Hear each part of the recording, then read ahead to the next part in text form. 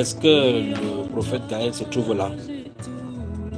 Je suis bien là, mon frère. Très bien. Donc, j'ai pris au nom du Seigneur Jésus-Christ de Nazareth que les frères et ceux qui nous écoutent dans le monde entier puissent répercuter les versets que nous allons les parcourir avant qu'il ne dise certaines choses qui vont être dites maintenant. Nous allons lire les livres et je vais donner les livres en désordre tel que ça vient et on pourra lire, d'accord? On va aller dans le livre de 1 Samuel chapitre 17. On va lire 1 Samuel chapitre 17. On va feuilleter également 2 Rois chapitre 18. D'accord. 2 Rois chapitre 18. On fera un détour également dans 1 Samuel chapitre 23.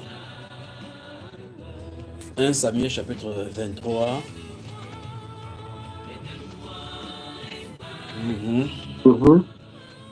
On pourra aller dans le livre de Job, mais si il est temps, oui, ça bouge déjà là maintenant. Job chapitre 1, 2 et 3. Bon, 1, 2 est suffisant. Job chapitre 1, 2. Je vais qu'on voit un principe avant qu'il ne lâche ce qu'il veut lâcher. D'accord, mon frère? D'accord. Matthieu chapitre 24, je pourrais y citer quelque chose avec Luc chapitre 21 et 22. Donc je vais faire tout et tout vraiment pour écourter ce que je suis en train de dire, mais pour essayer de dire cela aussi clairement pour qu'on puisse comprendre. Le livre de Daniel au chapitre 11. Oui. Daniel chapitre 11. Le psaume 27. Psaume 27, oui. Ésaïe chapitre 54.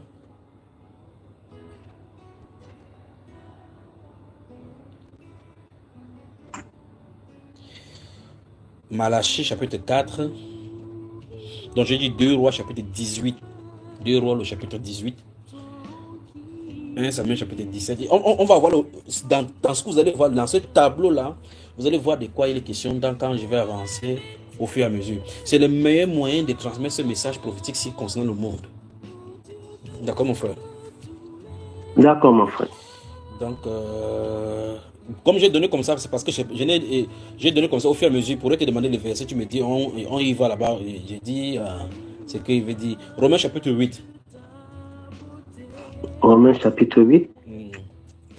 Je ne sais pas encore quand les bien-aimés sont disposés pour qu'on fasse encore de live, pour que je touche un pan de cette... Ce qu'on a de vouloir faire là, ce qui concerne les prophéties seulement, pour qu'on comprenne le temps. C'est parce qu'en fait, le code dans l'air qui a changé, on a avancé d'un cran. On dit cran. Ma femme dit qu'elle est seulement amoureuse. D'un cran. La sœur, dis à la sœur grâce qu'elle me regarde comme elle me regarde dans ce studio, mon frère. D'un cran, c'est cran ou clan? Tu as dit cran. Un cran. Cran. On a bougé d'un cran dans l'espace prophétique. Alors, vous remarquez comment j'ai dit, la façon que j'ai dit avec boldness, le prophétie sur le Cameroun. On dit comme ça, on challenge les veilleurs pour qu'ils avancent des choses. ça secoue. Les gens disent, qu'est-ce qui se passe? Les rumeurs arrivent, on dit, est-ce que c'est ça? C'est pas ça. Vous qui avez écouté les messages sur le Cameroun, qui avez suivi les messages sur le Cameroun qui a été dit, ne vous inquiétez pas, quand les événements vont s'approcher, au fur et à mesure, consultez les posts qui sont sur Tchibamba. Je ne dirai pas les choses avec code cette fois-ci, parce que les carottes sont cuites. Et donc, vous autres qui êtes en Europe, à l'extérieur, vous avez des gens ici, vos familles ici, il est temps que vous les ravitaillez. Ravitaillez-les bien. Ne vous inquiétez pas, ravitaillez, on a notre stratégie. Comme ils ont un jeûne de mois de mars, ils ne vont pas trop vite finir. Parce qu'ils ne vont pas trop manger 3 fois par jour. Ça ne doit pas vite finir. Donc d'un côté, frère Gaël, c'est quand même magnifique du fait que le Seigneur prévient son peuple au milieu de la tribulation avant que ça n'arrive. Pas vrai? Tout à fait, mon frère. C'est merveilleux. Tu vois la prophétie où dans Matthieu chapitre 24, où les apôtres avaient consulté Pierre étant d'apprécier le temple de Jérusalem, et le Seigneur Jésus-Christ lui a dit qu'il ne restera pas ici pied sur pied qui sera détruit. On voit effectivement que ça a été détruit en l'an 70 sur Titus, pas vrai? Et quand Tout à fait. le Seigneur a dit que les armées vont monter et lever les tranchées contre elle. Or, il était en train de dire comme ça à ses disciples. Pendant qu'il dit à ses disciples comme ça, Matthieu n'était pas encore écrit pour qu'on dise que tout le monde va consulter plus tard. Mais les disciples avaient été avertis, ils étaient lancés que de bouche à oreille, ils savaient à quoi s'en tenir. Comme l'apôtre Paul dit, en parlant aux Thessaloniciens, il a dit que vous savez que quand j'étais au milieu de vous, je vous disais ces choses. Mais maintenant, vous savez ce qu'il retient. Donc, par cette phrase-ci, vous savez, ça montre que les gens sont au courant de l'Antichrist même depuis longtemps avant nous, avant que nous lisions la Bible. Tu vois ça, frère? Exactement, tout à fait. Ça veut dire que quand l'apôtre Paul est physiquement là, il leur explique les choses concernant la fin des temps, concernant la manière que l'Antéchrist va se manifester. Et il écrivait ce livre-là particulièrement pour leur dire qu'en fin de compte, ne vous laissez pas troubler par quelques lettres qu'on dira venir de nous, une inspiration ou quoi que ce soit. Parce que quand on était là au milieu, on vous a déjà établi ces choses, comment ça va arriver. Donc, les gens qui suivaient l'apôtre Paul avaient la science des mystères et de la chronologie des événements des fins des temps. Amen. C'est vrai, on dit que dans ce que nous avons dans la Bible, qui nous embrouille aujourd'hui, où ça donne la tendance pré-trip, post-trip, mille-trip, nous avons ici, c'est à cause du fait que les théologiens ont embrouillé tout ça. Eux, ils n'avaient pas de problème. Parce que l'apôtre Paul leur a dit, il leur a réitéré ça, que vous savez cela, quand on était au milieu de vous. Tu vois? Maintenant, aujourd'hui, comme c'est écrit, les bribes qu'il a écrit pour qu'on puisse rester là à s'en tenir, déjà amène les interprétations particulières. Qu'est-ce que je suis en train de dire? Je suis en train de dire qu'en fin de compte, Dieu a toujours préservé ses enfants. De telle enseigne que quand Titus, en l'an 70, vient, aucun des disciples de Jésus n'est mort dans la tribulation que Jésus a fait. Parce que tous, sans exception, avaient été sortis de Jérusalem. Parce que quand ça approchait, le Saint-Esprit a dit, c'est le moment où le Seigneur a dit que Jérusalem sera barricadé.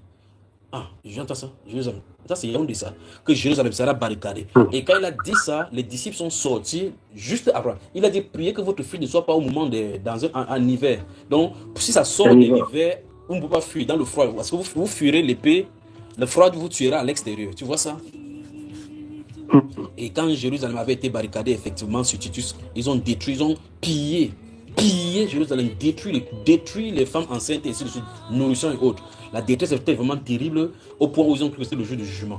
Alors que c'était la colère contre le peuple, pas vrai? Tout à fait. Dans cette première partie, je veux qu'on aborde le sujet, je pourrais appeler cela nos réactions aux prophéties. Bon, je crois que ce serait bien qu'on utilise comme ça là. Nos réactions aux prophéties. Nos réactions aux prophéties. Aux prophéties. Je prends un exemple, c'est merci Père, merci vraiment.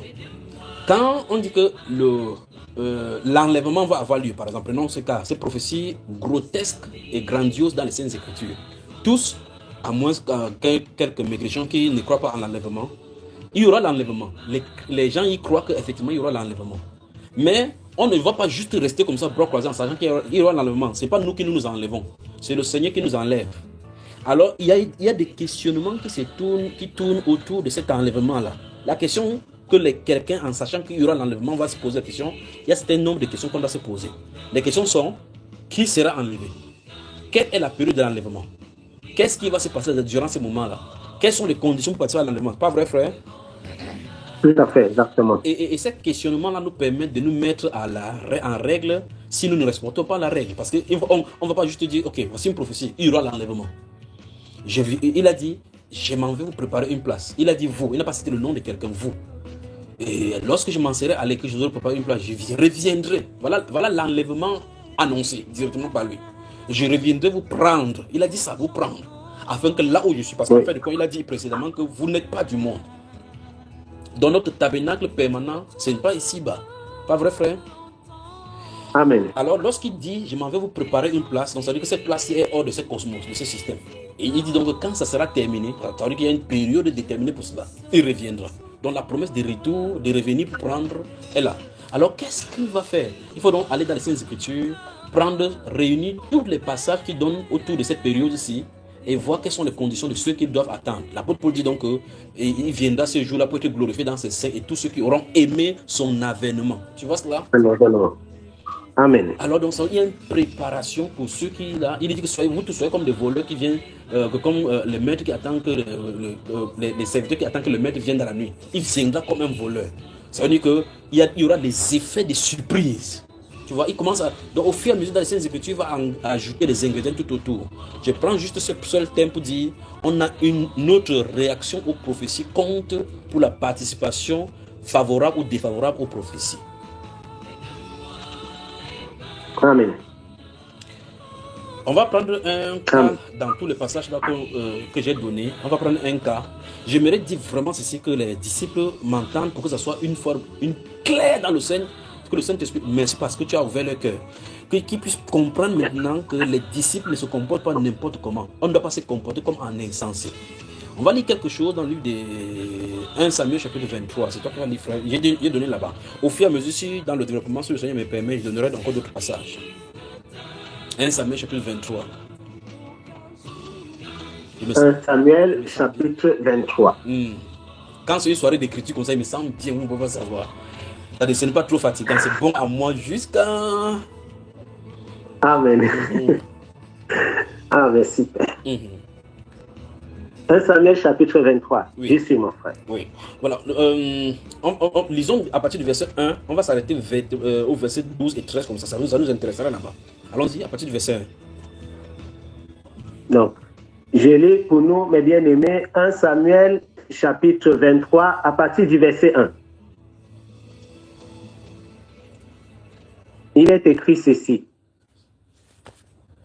On vint dire à David, voici, les Philistins ont attaqué Keïla, et il prit les airs. David consulta l'Éternel en disant, irai-je et battrai-je ces Philistins? Et l'Éternel lui répondit, va, tu battras les Philistins et tu délivreras Keïla. Mais les gens de David lui dirent, voici, nous ne sommes pas sans crainte ici, même en Juda. Que sera-ce si nous allons à Keïla contre les troupes des Philistins? David consulta encore l'Éternel. Et l'Éternel lui répondit, lève-toi, descends à Keïla, car je livre les Philistins entre tes mains. David alla donc avec ses gens à Keïla, et il se battit contre les Philistins. Il amena leur bétail et leur fit éprouver une grande défaite. Ainsi, David délivra les habitants de Keïla. Lorsque Abiatar, fils d'Achimelech, s'enfuit vers David à Keïla, il descendit ayant en main l'éphod. Saül fut informé de l'arrivée de David à Keïla et il dit, Dieu le livre entre mes mains, car il est venu s'enfermer dans une ville qui a des portes et des barres. Et Saül convoqua tout le peuple à la guerre, afin de descendre à Keïla et d'assiéger David et ses gens. David, ayant eu connaissance du mauvais dessein que Saül projetait contre lui, dit au sacrificateur Abiatar, apporte les fautes. Et David dit, Éternel, Dieu d'Israël, ton serviteur apprend que Saül veut venir à Keïla pour détruire la ville à cause de moi. Les habitants de Keïla me livreront-ils entre ses mains?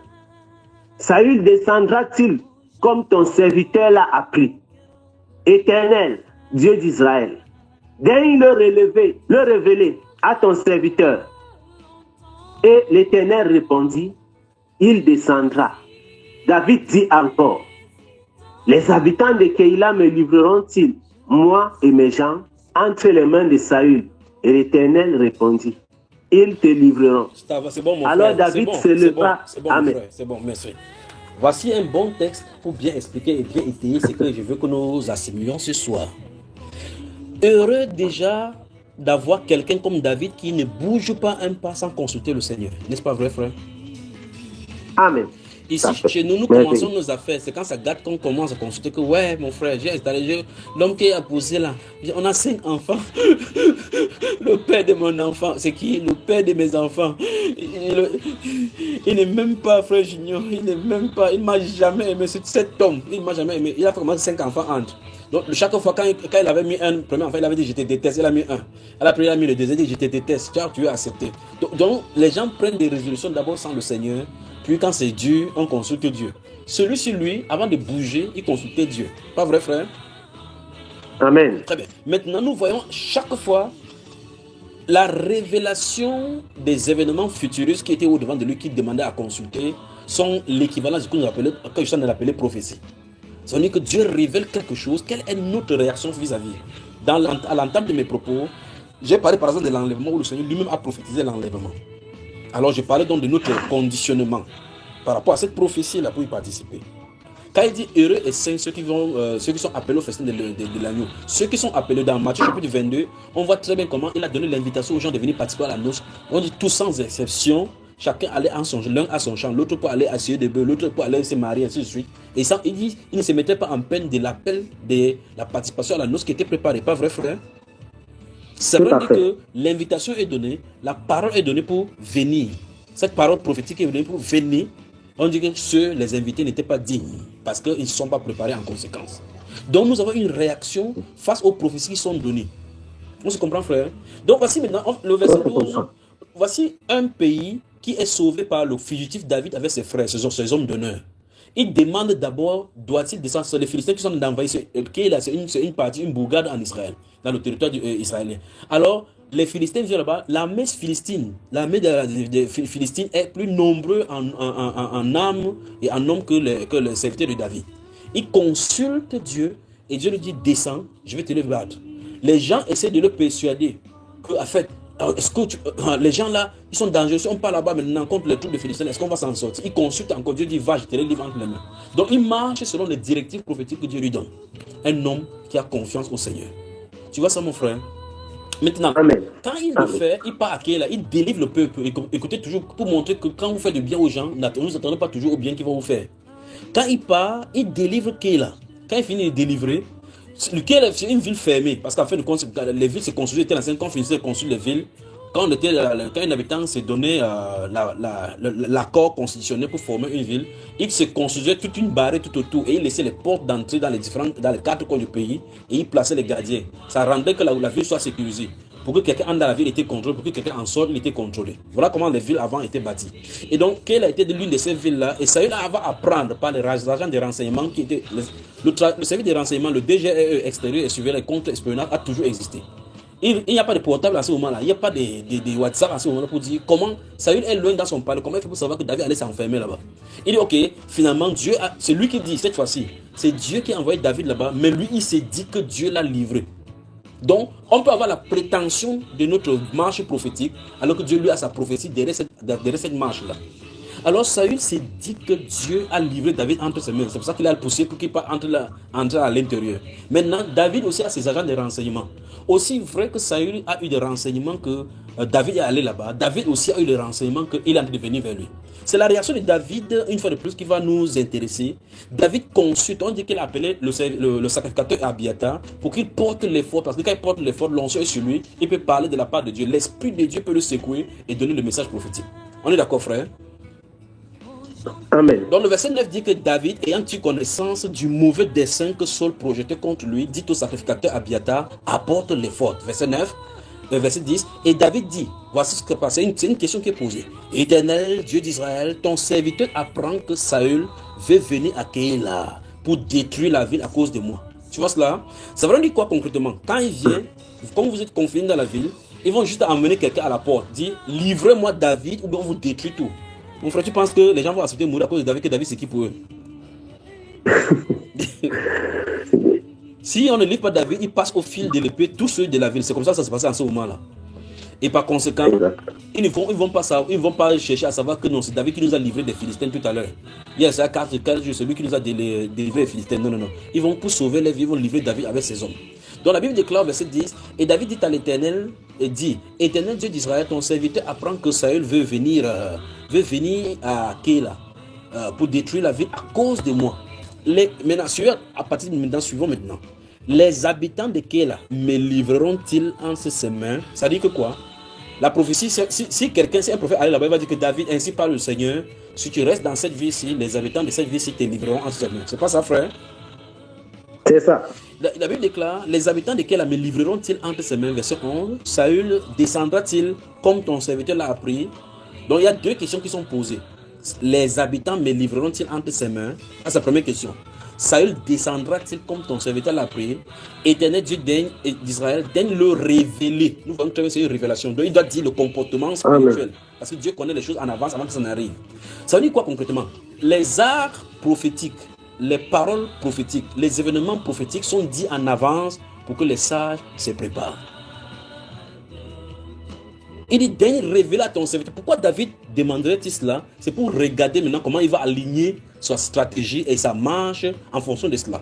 S'il n'avait pas entendu que Saül était en train de descendre là-bas à Keïla, il n'aurait pas posé cette question-ci à Dieu parce que ça n'a pas de sens. Tu vois?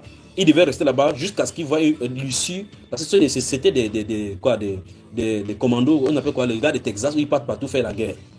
Alors, il dit, Saül descendra-t-il comme ton serviteur l'a appris? Éternel, Dieu d'Israël, daigne le révéler à ton serviteur. Mais écoutez bien. Et l'Éternel répondit, il descendra. Donc, le Seigneur répondit à la deuxième question. C'est-à-dire, comme tu as entendu là, il est en train de venir. Ça veut dire qu'il dit comme ça, Saül n'est pas encore pris la raison de venir. Vous voyez cela? Donc, il va venir. Dieu lui dit qu'il va venir. Verset 12, David dit encore. Donc, David revient sur sa première question. Les habitants de Kéla me livreront-ils, moi et mes gens, entre les mains de Saül? Et l'Éternel répondit, ils te livreront. C'est pas ce qui est écrit, frère? C'est ça, mon frère. Très bien. Quel est le titre de cet enseignement? Nos réactions aux prophéties. Très bien. Alors, maintenant, lis la suite maintenant. Allons-y. Verset 13. Verset 13. Alors David se leva avec ses gens au nombre d'environ 600 hommes. Ils sortirent de Keïla et s'en allèrent où ils purent. Saül, informé que David s'était sauvé de Keïla, suspendit sa marche. Maintenant, frère, tu es prophète. David, attends amen. d'abord. David le Seigneur a donné un faux prophète à David, une fausse prophétie à David. N'est-ce pas? Ah, Seigneur. Waouh. Tu as vu ça? C'était bien sûr que c'était une vraie prophétie. Bon, il a dit clairement que Dieu a dit il descendra ou bien il ne descendra pas. Il a dit qu'il descendra. Alors, il a alors descendu. Non. Très bien. Donc, il y a les prophéties modifiées par nos comportements en vue de la réaction dans les prophéties. Amen. Tu vois cela? Amen. Amen. J'aurais souhaité vraiment qu'on soit en visuel, en audio, ne vous inquiétez pas les prophètes. On va... Rappelez-moi seulement si le Seigneur permet qu'on vienne en Europe par rapport aux prophètes, particulièrement on parle de ces choses qui concernent les aigles. D'accord, mon frère? D'accord, d'accord. Donc voici, Amen. la Bible déclare au verset 11, le dernier passage du verset 11, il dit que et l'Éternel répondit, il descendra. Ça c'est clair que il n'a pas dit il pourra descendre. On est d'accord? Tout à fait. Mais dans la contenance de la prophétie, c'est à toi de faire pour qu'il descende ou à toi de faire pour qu'il ne descende pas. Mais ce n'est pas dit de façon explicite.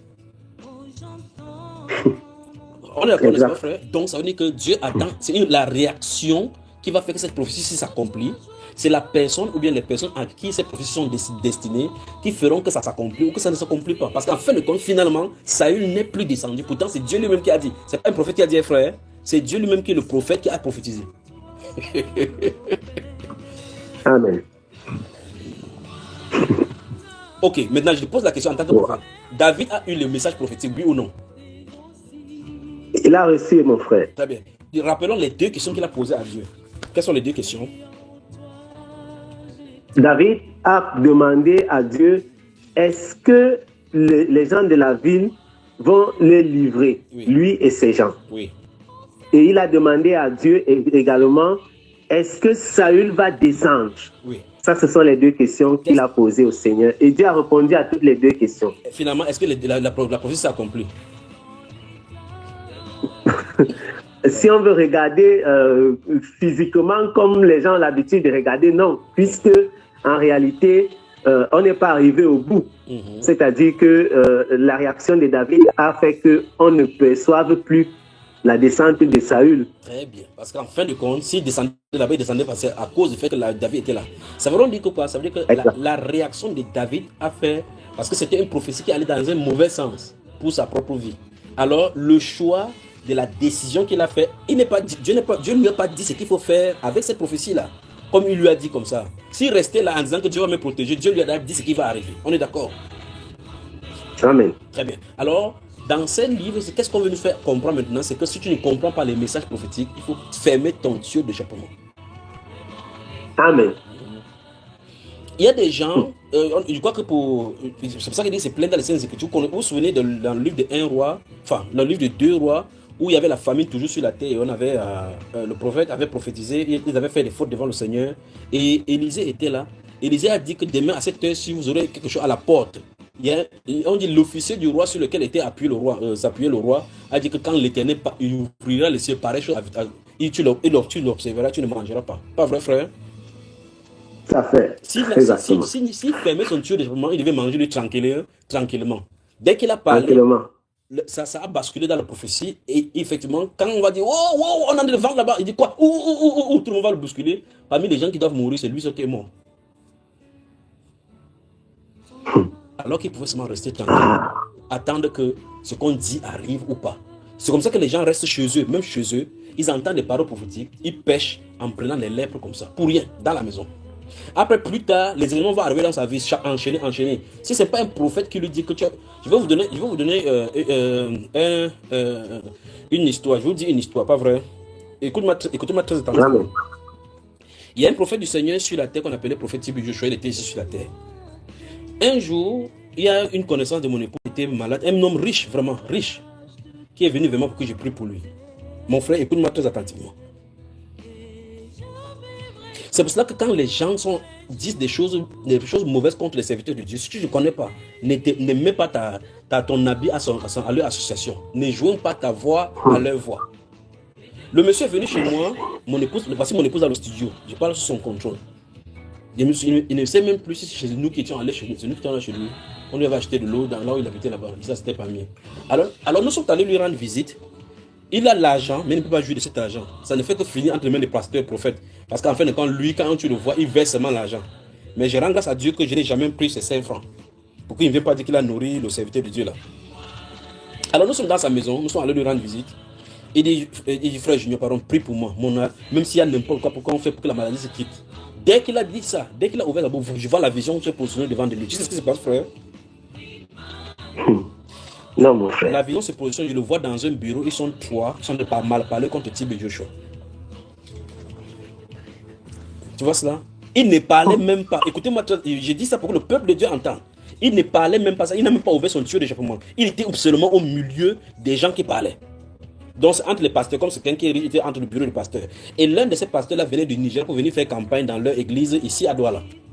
Et donc celui-là étant de dire au pasteur là qu'il peut mettre son... Écoutez comment un être même peut ouvrir sa soupape pour des choses qu'il ne connaît pas. Qu'il peut mettre son salut en jeu, que Tibi Joshua est du diable. Et celui-ci était parmi. Et le Seigneur devait me montrer ça. Je lui dis, mon cher, tu as participé à l'iniquité. C'est ainsi que le Seigneur, tu dois te rendre au Nigeria, demander pardon à ce pasteur, celui-là. C'est lui qui doit prier pour toi seul, pour que tu sois guéri. Avec un présent. Voilà l'ouverture pour lui, pour sa santé. Il est resté comme ça, il s'est affalé dans la chaise. Il a vu que les vrais problèmes de sa vie ont commencé là-bas. Il a dit que, frère Junior, il a la télé, on va me voir à la télévision. Il dit, mais celui...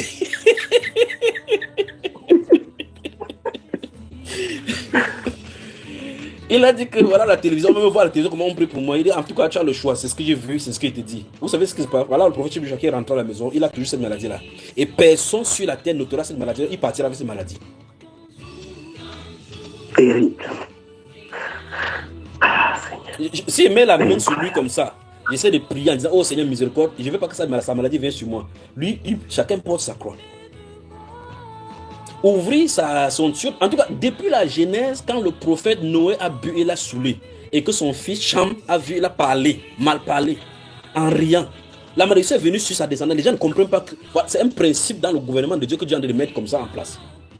Et quoi, comme on est sur la grâce, on peut dire n'importe quoi. Donc quand tu ne connais rien sur un serviteur de Dieu, c'est pas Dieu qui t'a dit, ne participe pas au conciliabule des gens. Amen. David connaissait ces principes, c'est pour ça que vous voyez comment il esquive Saul. Si David allait face à face avec Saül, Saul avait en l'espace de 2 minutes détruisait Saul. Vous comprenez cela? Tout à fait. Mais le fait qu'il y a la main de Dieu était sur lui, même quand un serviteur a la main, si un serviteur est loin de Dieu, s'il est en disgrâce, laissez-le tranquille entre les mains de Dieu, que ce soit son maître qui le corrige. Même Nebuchadnezzar qui a été utilisé comme bâton pour frapper Israël, Dieu a fini par tourner encore contre lui pour le frapper, qui est mince. Il t'avait livré Israël que tu le frappes, tu l'as trop frappé. Hein. Amen. Que tu as dépassé les bornes. Mais Israël, c'est son premier fils. On dit que quiconque le touchait était comme le premier. Et quiconque le touchait, Dieu ne le laissait pas tranquille. C'est pas ça, frère? C'est ça, mon frère. Mais qui a appelé le dévorateur, le marteau des nations contre Israël? C'est pas lui. Il a dit que, j'ai dit que tu frappes 2 coups, tu as seulement frappé même 7 parce que tu étais déchaîné contre. Non. Allez dans le livre de Jérémie et lisez clairement ce que Dieu dit de lui là-bas. Au chapitre 51 de Jérémie. Donc il faut faire attention quand quelqu'un est loin de Dieu. S'il est dans l'iniquité, prie. Tout ce que vous pouvez faire, c'est prier. Priez. Si quelqu'un voit son frère commettre un péché qui ne mène point à la mort, que qu'on prie pour que Dieu accorde la vie à ses frères qui commettent un péché. Il y a un péché qui ne mène point à la mort. Tu vois cela, frère? Donc, le principe, Amen. David connaissait cela. C'est pour ça qu'il esquivait. Il esquivait. Mais revenons dans le sujet qui nous intéresse. Ce qu'il tente de vous dire, c'est que quoi? Les espaces prophétiques et les choses prophétiques, il faut faire attention. Quand le message prophétique, voici monsieur par exemple à qui il dit, je te vois assis dans un bureau, en train de parler, vous êtes 3, vous êtes en train de parler contre le prophète Yosha. Ainsi dit le Seigneur, tu dois te rendre chez lui, en lui apportant le présent, il priera pour toi. Quand il te verra venir vers lui, il saura que quelqu'un t'a parlé de l'envoyer vers lui. C'est lui qui a été désigné par le Seigneur sur la terre pour prier pour toi. Je ne peux pas prier pour toi. Je ne peux pas. On pourra tapoter, porter sur n'importe quoi sur le verset, mais étendre mes mains au Seigneur, guérir. Si j'ouvre ma bouche, la maladie va venir sur moi. Et maintenant, avec ça, il va marcher maintenant, contaminer les pasteurs comme ça avec la maladie. Il va te donner l'argent, tu vas dire, oh Seigneur, ton serviteur a semé dans cette œuvre. Tu parles. Et il partira de cette terre-ci avec cette maladie. Ou bien il passe sur le tombeau de Tibio Chalet et demande pardon là-bas. Si dans son tombeau, il se trouve comme Élisée, n'ose le guérisse, qui le guérisse. Mais j'avais transmis derrière le message. Alors tu vois donc que ici, le message prophétique est donné, la réaction n'a pas été conséquente. Tu vois? Amen. David, quand le prophète Nathan va venir parler par rapport aux brebis perdues, enfin, brebis de quelqu'un, quand il a commis l'adultère avec Bathsheba, dès qu'il a entendu, regardez la réaction de David, dès qu'il entend ça, il a vu que c'était lui, il sentait que la parole est grave. Subitement, il s'est humilié directement. La réaction. Je parle de la scène d'écriture là, comme ça là, voir des choses. Amen. Allons-y. Allons voir la mort d'Ézéchias avant de revenir. Allons dans le livre des 2 rois. Voyons quelque chose. 2 rois. Oui. C'est pas le 2 rois que je vous ai donné tout à l'heure là.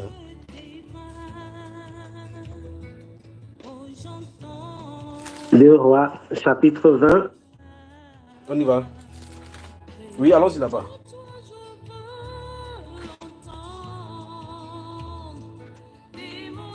Qui est mon frère? 2 rois, chapitre 20. Chapitre 20. 2 rois, chapitre 20. Bon, oui, mon frère. Je vais expliquer la chose pour qu'on aille vite parce que ce n'était pas prévu dans ça. C'est parce que c'est à la réaction des prophéties que je vais vous montrer. Après ça, on va quitter ici, on va aller dans 1 Samuel. Dans le livre de 2 rois, au chapitre 20, on pourrait revoir cette passage-ci encore dans le livre d'Ésaïe, chapitre 38 et 39. C'est la maladie d'Ézéchias, du roi Ézéchias. Il est malade. Le Seigneur envoie pour le prophète Élisée. Oh mon Dieu. Donc, il y a même 2 volets ici. Merci Saint-Esprit de Dieu. C'est du temps de voir le 2e volet. Il me fait montrer même le 1er volet. Où on voit très bien comment on dit donne tes ordres à ta maison car tu mourras. Voilà la prophétie qui est sortie, c'est pas vrai? Amen. le monsieur Ézéchias, on va voir son comportement maintenant dans ces 2 rois-ci. Donc dans le premier volet, la Bible déclare qu'en ce temps-là, Ézéchias fut malade, il tomba malade, et Ésaïe fut envoyé vers lui, le prophète Ésaïe fut envoyé vers lui, il dit que donne des ordres à ta maison, car tu mourras, tu ne vivras plus. Quand Ésaïe est sorti pour être dans la cour, quelle est sa réaction, mon frère? Il s'est retourné vers le mur, il a prié. Il a pleuré. Au verset 3, qu'est-ce qu'on dit? Il a dit quoi? Alors, au verset 3, on dit, ô Éternel, souviens-toi que j'ai marché devant ta face avec fidélité et intégrité de cœur, et que j'ai fait ce qui est bien à tes yeux. Continue. Et Ézéchias répandit d'abondantes larmes. Oui. Ésaïe, qui était sorti, n'était pas encore dans la cour du milieu lorsque la parole de l'Éternel lui fut adressée en ces termes. Oui. Retourne et dis à Ézéchias, chef de mon peuple, ainsi parle l'Éternel, le Dieu de David ton père. J'ai entendu ta prière, j'ai vu tes larmes. Voici, je te guérirai. Le 3e jour, tu monteras à la maison de l'Éternel. J'ajouterai à tes jours 15 années. Je te délivrerai, toi et cette ville de la main du roi d'Assyrie. Je protégerai cette ville à cause de moi et à cause de David, mon serviteur. Très bien. Tu vois, c'est bon, c'est bon. Donc nous voyons très bien que la prophétie est sortie que tu vas mourir. Le prophète a seulement dit tranquille le message. Il ne connaît pas ce qu'il a le conseil de Dieu. Il sort, il en est parti tranquillement. Mais sa réaction aux prophéties a fait que la prophétie négative a été ajournée. Amen. Il s'est humilié. N'est-ce pas, frère? Amen. Tu vois cela? C'est terrible. Mais maintenant, on est toujours dans le même chapitre, non? Il y a des choses qui me dépassent la Bible. Tu es prêt? Quand il va guérir parce que la suite de ce passage, il dit que Esaïe va demander qu'on prenne le tube de l'huile et on met sur ses pieds, ainsi de suite, on utilise. Voilà les instructions qui sont données. Et le Saint-Esprit dit que quelque chose vient d'arriver, ce sera la maladie de la peau. Cherchez l'huile de palmis, l'huile de ceci. Il y a quelqu'un, un fou qui va entendre comme ça, dit qu'on a déjà vu ça ou dans la Bible, que l'huile de palmis guérit ou là-bas. Ne vous inquiétez pas. Quand ça va venir, vous saurez de quoi il est question. Alors maintenant, écoutez bien. Quand il va finir de guérir maintenant, Babylone, les ambassades, le roi de Babylone va envoyer l'ambassadeur, enfin les ambassadeurs, les émissaires, comme dans les trucs les relations bilatérales entre les pays amis, pour aller saluer par rapport à sa maladie. En fin de compte, s'il était mort, c'est qu'on devait plutôt envoyer un représentant pour aller assister à ces obstacles, ces obsèques. Vos histoires de français se dérangent, mais pourtant la parole est bonne à moi. Alors, si ça avait été la mort dans la première prophétie, les gens devaient venir à ces obsèques sans savoir ce qu'il a dit, ce qui a amené sa mort, ni comment sa mort est venue. On ne saurait pas cela. Maintenant, ces gens, s'ils vont venir lui rendre visite, il va passer par le temps, il ne sait pas comment on peut lui rendre visite, il commence à montrer le temple, montrer l'or, montrer ceci, montrer cela. Pas vrai, frère? Tout à fait. Et le prophète, quand il va finir de faire, jusqu'à la période va partir, le prophète va venir lui poser des questions. Un de ces jours, je vais parler des questions prophétiques. Rappelez-moi qu'il parle de cela, les questions prophétiques. Vous allez voir ça partout dans les Saintes Écritures. Alors, je vois maintenant, c'est la deuxième partie de sa réaction maintenant. Non, voici la première réaction. La prophétie est sortie, tu dois mourir. Il dit, il pleure. Quand on parle, il pleure. Dieu dit, ok, j'ai écouté ta prière, j'ai entendu tes larmes. Et puis il a changé. C'est Dieu qui a décidé de donner 15 ans. Et c'est durant ces 15 ans, ce qui va accoucher Manassé, qui va le remplacer, qui va créer le problème à Israël. C'est quand même terrible. Continuons ici. Allons-y maintenant. Regardons, on va regarder verset 10. Prenons où prenons le 7. Continuons la lecture, mon frère. Continuons, c'est intéressant. Merci, chérie. Toujours dans 2 Rois, chapitre 20. Oui. Verset 7. Ésaïe dit: prenez une masse de figues. On la prit et on l'appliqua sur l'ulcère. Et Ézéchias guérit. Vous avez vu ça? Ézéchias avait... Amen. Merveilleux. Ah, Seigneur. La pharmacie du ciel. C'est terrible. Ézéchias avait dit à Ésaïe. Attends, mon frère, si quelqu'un voit ça... À quel signe? C'est bon, c'est bon. Il disait que si quelqu'un voit ça, il dit que je prends aussi une masse de figues, mais sur le lycée, ça va guérir, ça ne guérira pas. Parce qu'il y a une instruction derrière. Amen. Allons-y, mon frère. Merveilleux. Amen. Verset 8. Ézéchias avait dit à Ésaïe: à quel signe connaîtrai-je que l'Éternel me guérira et que je monterai le 3e jour à la maison de l'Éternel? Et Ésaïe dit: voici, de la part de l'Éternel, le signe auquel tu connaîtras que l'Éternel accomplira la parole qu'il a prononcée. L'ombre avancera-t-elle de 10 degrés ou reculera-t-elle de 10 degrés? Ézéchias répondit: oui. Alors, sautons, allons au verset 12 rapidement. Par rapport à verset 12. En ce même temps, Mérodach Baladan, fils de Baladan, roi de Babylone, envoya une lettre et un présent à Ézéchias, car il avait appris la maladie d'Ézéchias.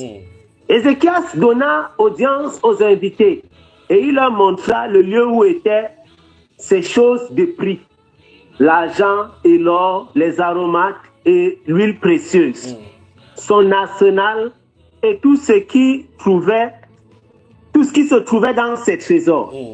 Il n'y eut rien qu'Ézéchias ne leur fit voir dans sa maison et dans tous ses domaines. Qu'est-ce qui a pris ce roi? Ésaïe, le prophète. Qu'est-ce qui a pris le roi, c'est mon frère? Qu'est-ce qu'il a pris? Allons-y, suivons maintenant. Le prophète va entrer en action maintenant. Allons-y. Ésaïe, le prophète, vint ensuite auprès du roi Ézéchias et lui dit: qu'ont dit ces gens et d'où sont-ils venus vers toi? Ézéchias répondit, ils sont venus d'un pays éloigné de Babylone. Mon frère, je te pose la question, est-ce que Ésaïe ne connaît pas le prophète? Il sait très bien. Donc voilà les questions prophétiques. Dès qu'un prophète te pose une question comme ça, alors que tu as commis une faute, la première réaction ne répond même pas à sa question. Mets-toi à genoux et dis, Seigneur, miséricorde. C'est la seule chose qu'il faut faire. Amen. Amen. Tu vois la conversation, quand Nathan va venir de David commencer à parler d'un homme qui était avec des brebis, il y avait un autre voisin qui a comme ça là. Il croit que c'était une conversation normale. On va parler des questions prophétiques, des conversations bizarres des prophètes. On va parler sur les choses qu'on va parler avec les prophètes. Mais ça ne sera pas pour tout le monde. Personne n'entendra ça. D'accord, mon frère? Amen. Amen. Continue la lecture. Wow. Amen. Continue, mon frère. Continue. Oh, merci. Alors, Ézéchias répondit, ils sont venus d'un pays éloigné de Babylone. Ésaïe dit encore, qu'ont-ils vu dans ta maison?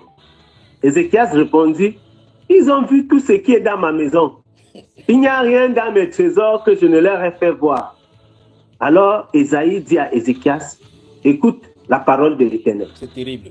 Voici, les temps viendront où l'on emportera à Babylone tout ce qui est dans ta maison.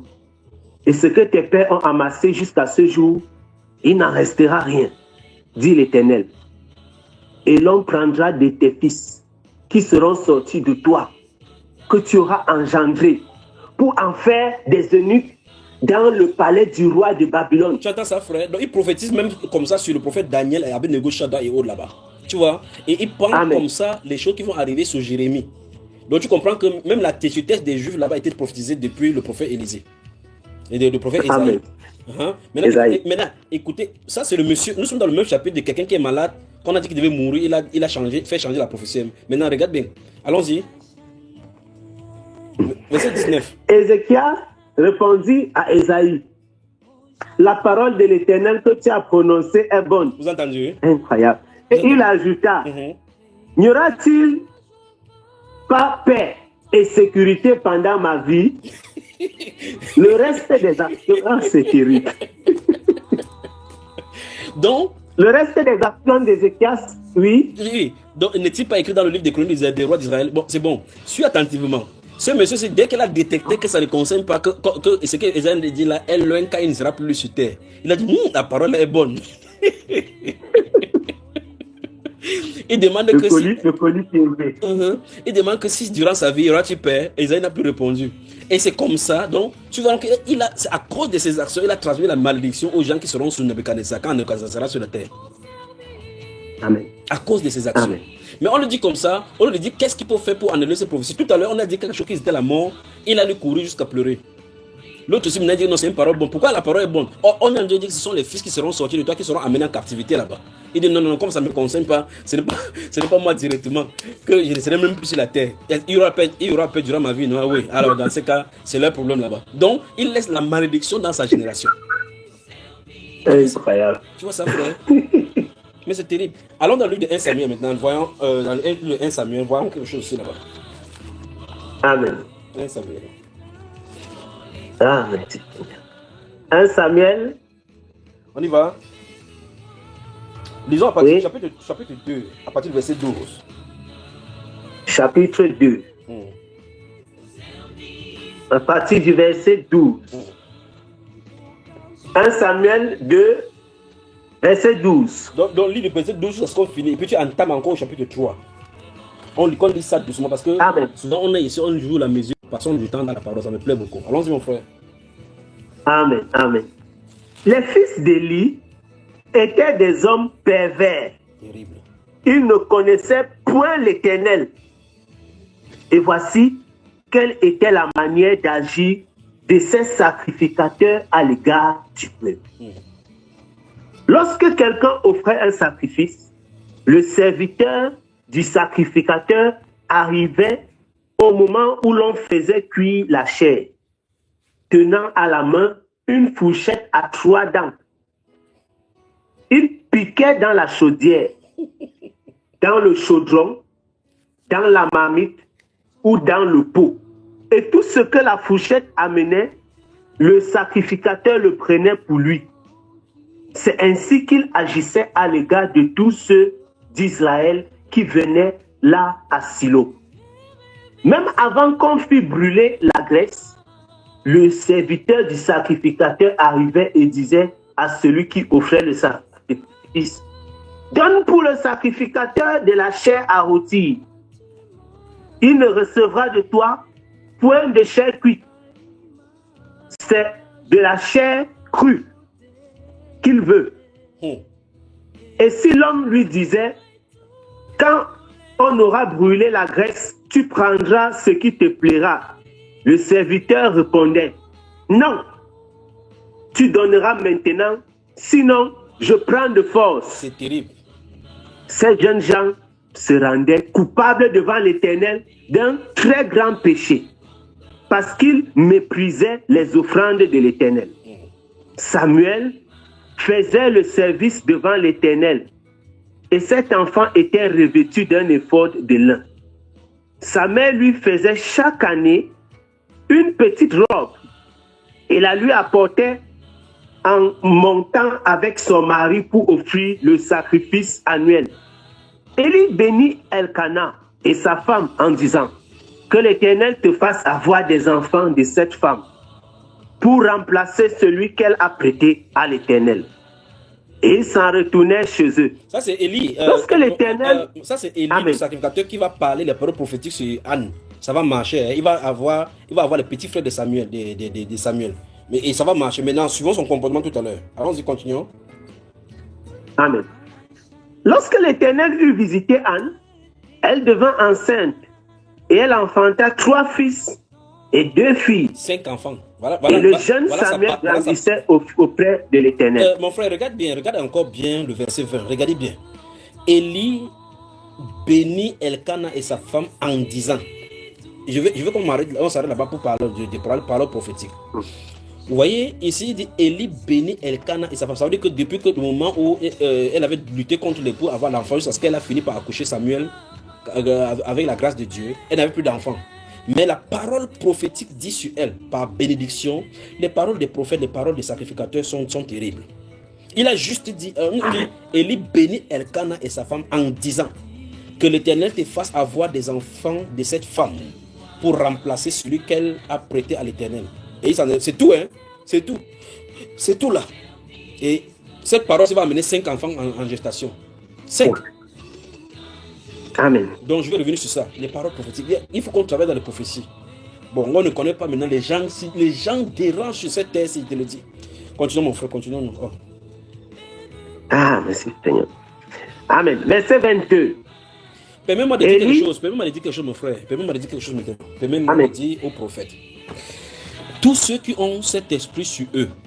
C'est pour cela, l'une des choses qui fait que ça ne marche pas pour beaucoup de personnes, c'est parce qu'on livre les lèvres au mensonge.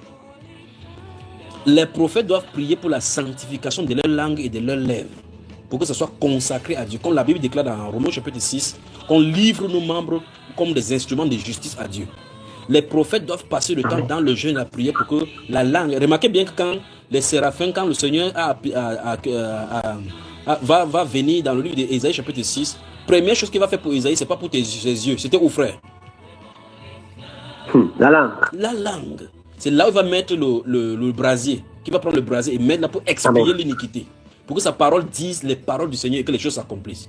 Lorsque les langues sont exercées à dire les oracles du Seigneur, sans détour, sans intention de cupidité, à cet instant-ci, ces personnes doivent faire attention parce que leur langue, il y a la puissance sur sa langue.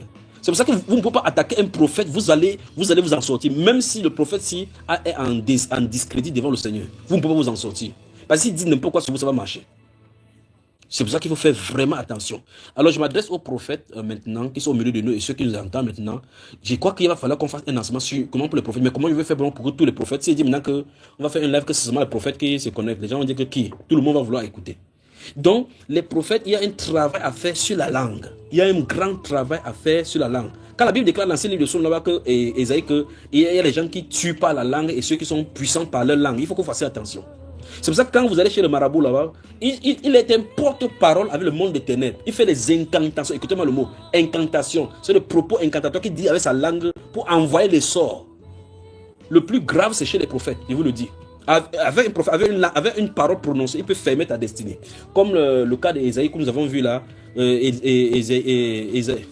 Élisée, dont on a cité dans le livre du roi là, pour le monsieur qui a ouvert sa bouche là pour dire que quand l'Éternel ouvrira le ciel, pareil chose sortira-t-il là-bas. Et il est sorti là, quelque chose sorti sur lui. Il est monté là-bas un de ces jours, 42 enfants sont sortis, on dit, oh, monte chauve. Il les a juste maudits. Les loups sont sortis, détruits seulement cet enfant-là. Il n'est pas là pour dire que, oh, on va dire que l'UNICEF va dire quoi, que c'est la destruction des biens des enfants, ainsi de suite. Les parents vont dire quoi. Il faut qu'on sache à connaître les prophètes. Il faut que cette génération se craigne les prophètes. Alors Amen. Dieu a de susciter des prophètes et des apôtres au milieu de son peuple. Et j'invite le peuple à ne pas faire des choses du passé pour que quelqu'un ouvre la bouche et donne une sentence sur une autre personne. Parce qu'il y a des prophètes que s'ils disent une sentence sur toi sur la terre, personne, aucun autre prophète ne peut plus détacher cela. Mais si vous avez la grâce de tomber sur un prophète qui a dit quelque chose et qu'il y a une prophète supérieure à lui qui a la grâce devant le Seigneur, il peut détacher. Mais malheur à vous si vous tombez sur quelqu'un qui dit quelque chose, on ne peut pas se détacher sur la terre. Vous êtes fichu. Donc il faut qu'on fasse attention. Alors je t'en ai dit ici par rapport, c'est parce qu'il parlait par rapport à Élie là, qui est sacrificateur. Il faisait office de porte-parole là. Parce que la parole, il portait souvent l'effort. Et par conséquent, l'esprit pouvait l'utiliser comme on a vu dans le cas d'Abiathar qui portait pour que l'esprit vienne sur lui pour qu'il prophétise. Il donne la direction. Donc il faut faire attention. Cet homme-ci dit juste que que Dieu te donne des enfants en remplacement de ce que tu as prêté ici. Dès qu'il parle, il a 5 enfants. Pensez-y maintenant. Pensez-y. S'il avait plutôt dit maintenant que comme tu parles là, comme ça, que les lions te mangent à route, le lion on le mangerait. Alors mon frère, toi-même ouvre ta bouche, dis à tes frères, aux gens dans le monde entier qu'on fasse attention avec les paroles des prophètes. Et tu dis de l'autre côté aux prophètes de nettoyer leur langue des tissus de mensonges. Allons-y. On va continuer. Amen. Mes frères bien-aimés et mes sœurs qui nous écoutent et qui nous écouteront, il est temps de veiller sur ce qui sort de nos bouches et de veiller sur notre attitude et notre comportement. Non seulement à l'égard des prophètes, mais à l'égard de quiconque. Encore plus à l'égard de quiconque sert le Seigneur. Les paroles qui sortent de la bouche de ceux qui servent le Seigneur peuvent être revêtues d'un jugement irréversible. Faisons attention à ce que nous disons. Faisons très attention à ce que nous disons. Faisons très attention à ce que nous disons. Que le Seigneur ait miséricorde. Et si pendant que nous partageons des pareils messages, il vous vient à cœur, à l'esprit, des choses qui ont été faites, des paroles que vous avez déclarées, peut-être pendant que nous sommes en train de parler comme ça, il vous vient à l'esprit des paroles que vous avez dites par rapport à certaines personnes, à certains serviteurs de Dieu. N'ayez pas honte de vous repentir devant le Seigneur et si possible d'aller vers ces personnes-là pour demander pardon, pour demander leur bénédiction. Je vous le demande, mes bien-aimés, n'ayez pas honte pour votre propre bien, pour votre propre prospérité spirituelle et votre marche avec le Seigneur sans tâche. Faites-le. Et je le dis à mes frères bien-aimés, les serviteurs du Seigneur, sachant que notre parole est ointe, vous qui servez le Seigneur, vous qui vous approchez de lui et qui êtes revêtus de sa grâce pour le service, n'utilisez pas cette langue n'importe comment. C'est une langue qui doit prononcer des paroles de vérité, qui doit prononcer des paroles de justice. Ne servent pas à faire n'importe quoi, à dire n'importe quoi, à raconter des choses qui ne sont pas propres, à honorer le nom du Seigneur. Plus nous allons être consacrés dans l'utilisation de notre langue, et mieux nous allons le servir, plus cette langue-là pourra déclarer des choses qui pourront servir à l'édification du royaume, comme jugement, comme vérité et comme justice. Que le Seigneur nous permette d'accéder à ce niveau. Mon frère, si tu le permets, vraiment, je voudrais partager juste une petite quelque chose par rapport à cette histoire des prophètes, mon frère bien-aimé. Vas-y. Dernièrement, Dernièrement, depuis lors, parce que le Seigneur a fait grâce. Je ne sais pas comment ça se passe, mais je savais depuis toujours concernant l'appel. Depuis que le frère Junior avait parlé de ça, depuis que le frère Junior a lui-même ouvert sa bouche pour en parler, j'ai constaté qu'il y a des bien-aimés qui sont venus m'écrire, mon frère, qui sont venus en inbox pour m'écrire, et certaines personnes qui m'ont combattu dans le passé, donc des frères ou des sœurs, donc je ne vais pas citer de nom, je vais juste dire, et ces personnes sont venues me dire que voilà, je te demande pardon parce que j'étais combattu sur ta chaîne YouTube. C'était une erreur. Il y a des frères qui disaient voilà, tu avais dit, par exemple, mon frère bien-aimé, il y a des gens qui m'ont combattu à une époque, ça fait très longtemps, quand je disais que TB Joshua, c'est un serviteur du Seigneur, vous n'avez aucune raison de parler ni en bien ni en mal. Si vous êtes confus, restez tranquille. Et j'avais pris position depuis peut-être 8 ans par rapport à ça, par rapport à quelque chose que le Seigneur m'avait montré. J'étais resté là-dessus. Donc ça m'a créé beaucoup, il y a eu beaucoup d'inimitié aussi, mon frère, par rapport à ces choses. Et les gens étaient confus. Il y a des gens qui récemment, si certaines personnes sont donc revenues un peu vers moi et tout. Donc ce message cadre avec ce que le frère disait tout à l'heure. Maintenant, imaginez-vous que ces personnes avaient dit du n'importe quoi sur mes publications sur YouTube. Oh, vraiment, tu t'associes aux gens que tu ne connais pas, tu racontes des bêtises, vous êtes les mêmes gens, vous parlez les mêmes choses. C'est que tu vas finir comme lui. Tu seras un vendeur comme lui. Entre-temps, eux-mêmes, ils ne le connaissent même pas devant Dieu. Ils disent comme ça parce que ce sont les gens, des choses, ils ont entendu des publications de lui et l'esprit les a saisis. C'est terrible, mon frère. Donc, j'attire vraiment l'attention de mes bien-aimés. Et il y a beaucoup de personnes, et il y a donc des personnes qui sont revenues vers moi pour me dire, vraiment, nous te demandons pardon. Maintenant que le frère Junior a parlé, on a compris que tu n'étais pas dans l'erreur. Donc, je voudrais aussi attirer l'attention des chrétiens, des frères, des sœurs, et leur dire, quand vous ne connaissez pas un serviteur de Dieu, il vaut mieux se taire. C'est mieux. Particulièrement les prophètes. Les autres sont moins dangereux. Les prophètes. Les prophètes. Que le Seigneur ait miséricorde, mon frère. Que le Seigneur ait miséricorde. Parce que les gens portent des choses terribles. J'ai lu des choses terribles que les gens ont dit. De mes propres yeux, il y a des choses que les gens ont dit de ce serviteur-là qui est parti. Et des choses que les gens ont dit que je me demande, Seigneur, est-ce que les gens se rendent compte du jugement? C'est un esprit qui... Ils vont répondre devant le Seigneur. C'est un esprit qui les fait ça. Maintenant, je prends un exemple simple. Je te pose juste quelques questions concernant les prophètes des Saintes Écritures. Moïse a pratiqué la magie, oui ou non? Ouais. Il faut que tu ris. Finis de rire et puis tu réponds. Il était un grand magicien, oui ou non?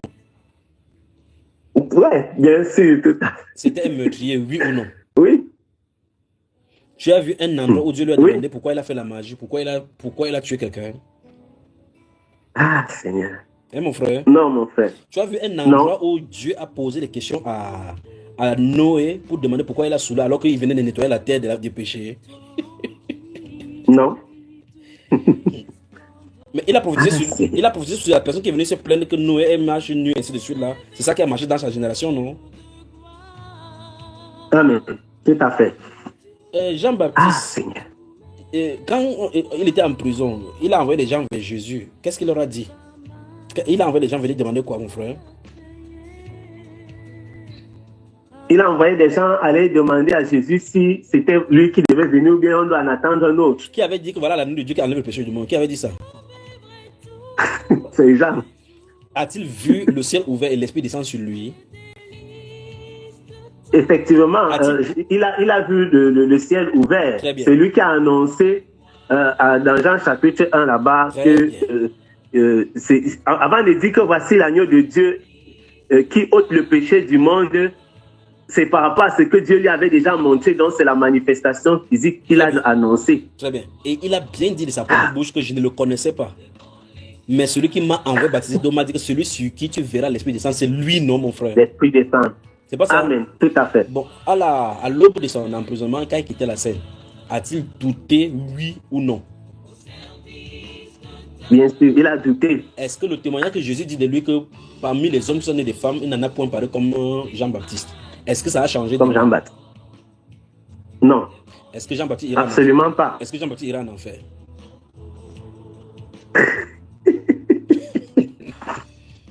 Donc, Seigneur. Dis aux gens qui sont venus nous écouter, dis aux gens qui sont venus nous écouter qu'on laisse Dieu être le Dieu des jugements et qu'on fasse chacun pour sa part ce qu'on doit faire pour être sauvé et être à la place que Dieu nous attend. Dis-le, mon frère, dis-le. Prends le temps qu'il faut que tu leur dis ça.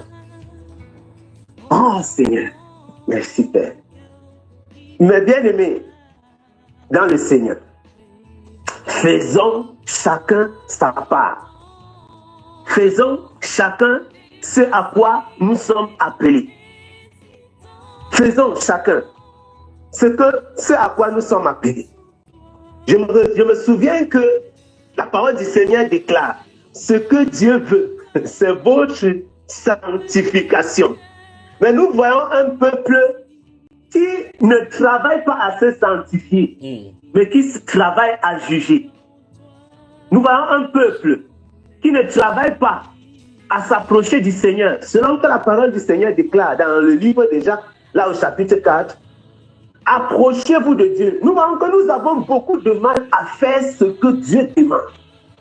Dieu dit, ce qu'il veut, c'est notre sanctification. Dieu dit, il veut que nous nous approchions de lui. Et nous savons ce que ça veut dire dans les Écritures, nous approcher de Dieu. Donc il y a des instructions que Dieu a données pour nous. Il veut qu'on s'approche de lui.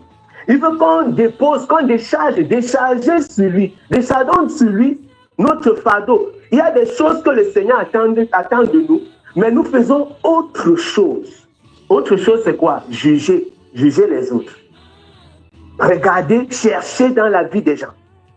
Chercher dans la vie des gens. Jésus a dit, comment est-ce que tu peux aller discerner le problème de quelqu'un? Tu vas faire comment pour voir si toi-même, tu cherches la brindille de l'autre, toi ayant la poutre? Comment est-ce que c'est possible, mes bien-aimés?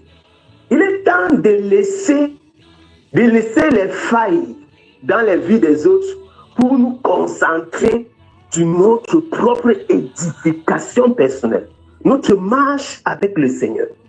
Arrêtez de chercher qui est quoi, qui a fait quoi, comment, et chercher sa chute. Chercher sa chute. Il y a des personnes qui scannent, ils passent le temps seulement à scanner les erreurs. Mais pourtant, leur propre vie est pleine de zones d'ombre, pleine d'obscurité. Pleine d'obscurité. Il est temps véritablement que nous puissions corriger ces choses. Corriger ces choses. Dieu ne nous a pas appelés à juger les serviteurs. Dieu ne nous a pas appelés à juger ses serviteurs. Malheureusement, beaucoup ne se rendent pas compte. Beaucoup ne se rendent pas compte de comment c'est grave. Et il y a une parole qui est claire. Là, dans le livre de Romains, chapitre 14, là-bas, il y a vraiment une question qui est posée, qui devrait normalement faire trembler. Il faut lire ça, mon frère. Et la question est à la première question. Mon frère, il faut lire à la première personne. Il faut lire ça. Pendant que tu en as de prononcer, c'est exactement ce qu'il voulait parler. Donc, il faut ouvrir ces Romains 14, lis là. Qui es-tu pour juger le serviteur d'autrui? Lis ça. Amen. Oh Seigneur miséricorde. Je lis, mes bien-aimés, je lis pour nous dans le livre de Romains, chapitre 14. Cette question-là est montée vraiment dans le cœur. Et c'est une question qui est c'est tellement direct que c'est posé à la première personne. Je lis Romains chapitre 14. Je lis pour nous. Romains au chapitre 14, à partir du verset 4. Il dit ceci. Qui es-tu, toi qui juges un serviteur d'autrui? S'il se tient debout ou s'il tombe, cela regarde son maître. Mais il se tiendra debout car le Seigneur a le pouvoir de l'affermir. Amen. Mes bien-aimés, donc il est du devoir de Dieu. C'est lui En réalité, c'est Dieu qui décide qui fait quoi et comment. Le Seigneur, il est celui qui juge. Et lorsque nous jugeons, nous nous faisons nous-mêmes des juges. Mais la parole là est prononcée à notre endroit. Le Saint-Esprit pose une question directe. Il est rare de voir dans les Écritures, mes bien-aimés, les questions directes à la première personne. C'est très rare. Là-bas, il n'a pas dit qui êtes-vous, pour que les gens ne se cachent pas dans le groupe, dans l'église, que les gens ne se cachent pas. Parce que quand l'apôtre Paul, quand le Saint-Esprit déclare là-bas, ce que Dieu veut, c'est votre sensation. C'est votre. Mais ici, il dit, qui es-tu? Toi qui m'écoutes maintenant, toi le frère, toi la sœur qui est connectée, toi qui écoutes en différé, qui es-tu? La question est posée directement vers toi. Qui es-tu? Qui juge le serviteur? Qui es-tu? Qui juge le serviteur? Qui juge le serviteur d'autrui? Ceux qui sont envoyés ne sont pas vos serviteurs. Ils ont été envoyés par leur maître. Ils ont été envoyés par leur maître. C'est pourquoi le Seigneur Jésus-Christ donne l'instruction. Il dit, priez donc le maître de la moisson afin qu'il envoie des ouvriers. Donc, c'est celui qui envoie les ouvriers qui est le maître de la moisson. C'est aussi lui le maître des serviteurs. Bien que ces serviteurs-là soient au service du maître dans l'église, ils ne sont pas les serviteurs de l'église. Et c'est pourquoi quand les serviteurs deviennent les serviteurs de l'église, il y a un problème. Et la parole déclare que les serviteurs commencent à faire les choses qui vont plaire aux hommes. Mais ce sont les serviteurs de Dieu. Ce sont les serviteurs d'autrui. Autrui, si, c'est Dieu. La preuve qu'autrui, si, c'est Dieu, c'est il est écrit plus bas que mais il se tiendra debout car le Seigneur. Donc autrui, c'est le Seigneur. Amen. Autrui, c'est le Seigneur. Donc il ne faut pas, il n'y a pas moyen de se cacher.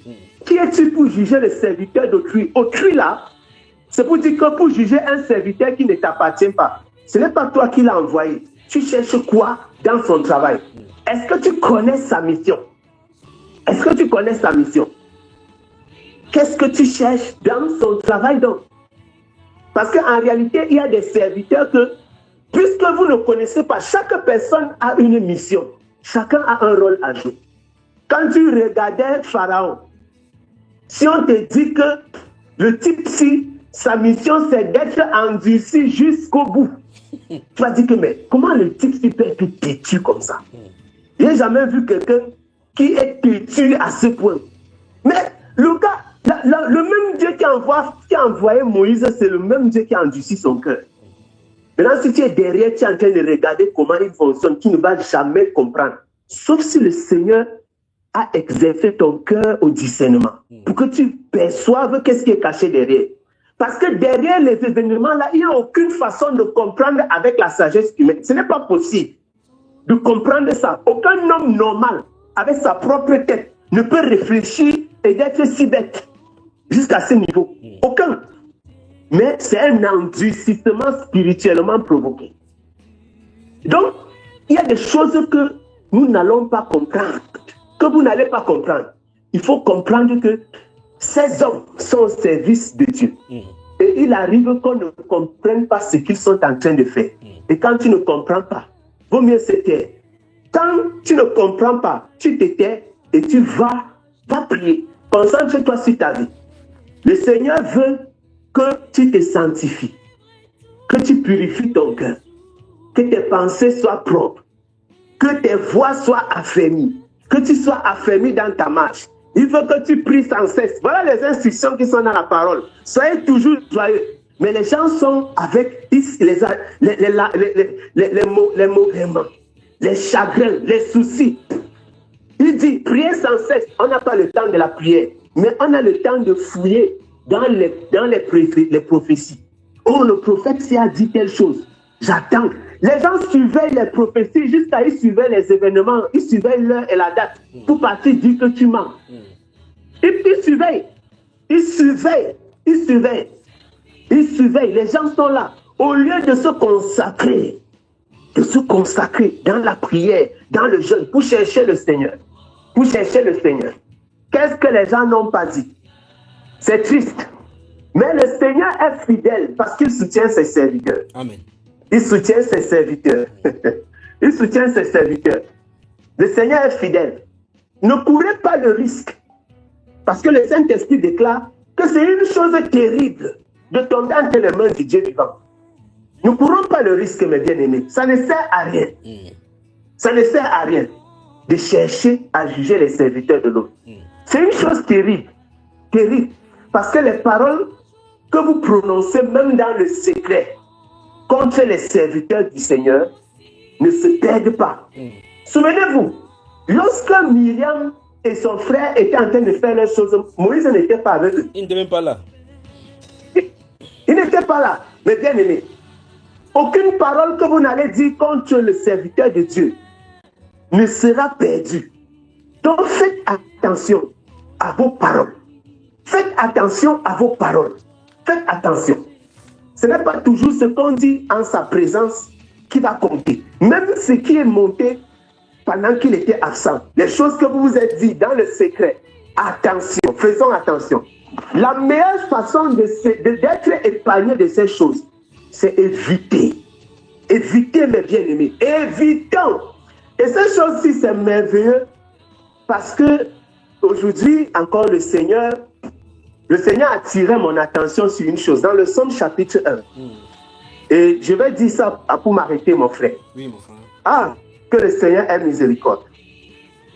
Dans le Somme chapitre 1, Somme chapitre 1, ça revient à ce que nous sommes en train de dire. Dans ce Somme chapitre 1, il y a 3 types de personnes. Le Seigneur a tiré mon attention. 3 types de personnes que vous devez éviter, mes bien-aimés. La parole du Seigneur déclare, heureux l'homme qui ne marche pas selon le conseil des méchants. Voilà le premier type de personnes dangereuses dans la vie. Les méchants. 2, qui ne s'arrêtent pas sur la voie des pécheurs. Les pécheurs, qui ne s'assiedent pas en compagnie des moqueurs. Les méchants, les pécheurs et les moqueurs. Et les moqueurs. Il y a des gens qui disent qu'ils servent le Seigneur. Tu dis tu es enfant de Dieu, tu es né de nouveau. Tu aimes le Seigneur Jésus-Christ.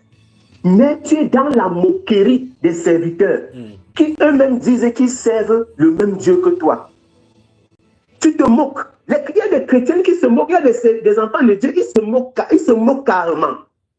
Ils ont un esprit moqueur. Mais la parole du Seigneur dit que tu ne dois pas t'asseoir avec les moqueurs. Mais là où on est en train de moquer, de se moquer, tu es là, tu es présent. On dit non, il a dit ceci, ce n'est pas arrivé. Tu es content. Non, c'est un faux type. C'est une fausse. Qu'en sais-tu? Qu'en sais-tu?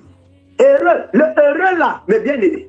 Dans la version française, on dit heureux. Mais ceux qui lisent en italien, qui est plus proche de la langue originale, en italien, c'est beato. Beato veut dire béni. Ça veut dire qu'en réalité, il y a une bénédiction. Heureux si ce n'est pas que tu as les dents en l'air, tu es dans la joie. Non. Ça veut dire que tu es béni. Beato. Béni l'homme qui ne marche pas selon le conseil des méchants. Donc, celui qui fait le contraire est béni. Quand tu vois les méchants, les gens qui tendent les pièges, les gens qui s'assoient pour recouper les enseignements du frère Junior, les gens qui passent le temps à scanner, qu'est-ce qu'il a dit ici? Je m'en vais vérifier. On dit que quand tu vois ça, tu passes ta route. C'est ce que le serviteur de Dieu dit là-bas dans le Proverbe chapitre 4.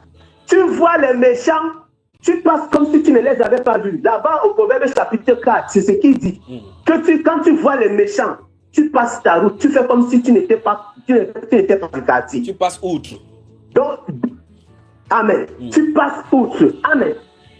Quand tu vois le méchant, tu passes outre. Tu fais comme si tu n'étais pas là. Mais il y a des gens qui aiment entendre les choses bizarres. Quand on parle de ces choses, ils sont contents. Heureux l'homme qui ne marche pas. Donc, mes bien-aimés, il y a donc 3 positions. Marcher, s'arrêter et s'asseoir. Souvenez-vous, les verbes ne sont pas au hasard. Les verbes ne sont pas au hasard. Marcher, s'arrêter et s'asseoir.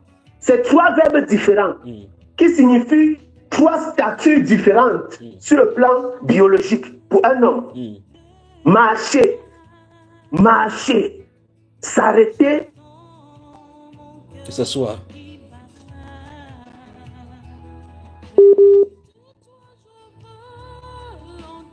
Nous avons un souci ici.